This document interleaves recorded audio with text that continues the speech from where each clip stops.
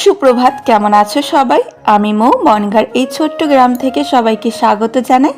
আজ সোমবার, সকালটা শুরু হয় খুবই ব্যস্ততার মধ্যে দিয়ে, কারণ ছেলে চলছে এখন মর্নিং স্কুল।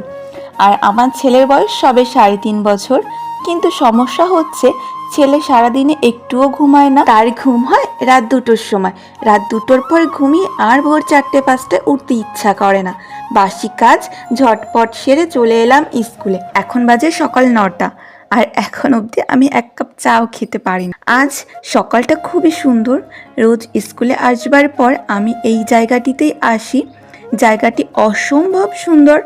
এখানে একটা বড় বট গাছ আছে, সাথে আরো অনেক বড় বড় গাছ দাঁড়িয়ে আছে, আর পাশে এক সারি বকুল ফুল গাছ, যার কারণে সুন্দর ঠান্ডা হাওয়া বইছে।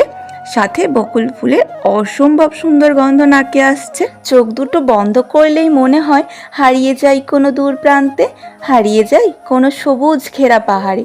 কিন্তু এখন আর এত ভাবার সময় নেই। ছেলের ছুটি হয়েছে, তাকে চলো নিয়ে আসি।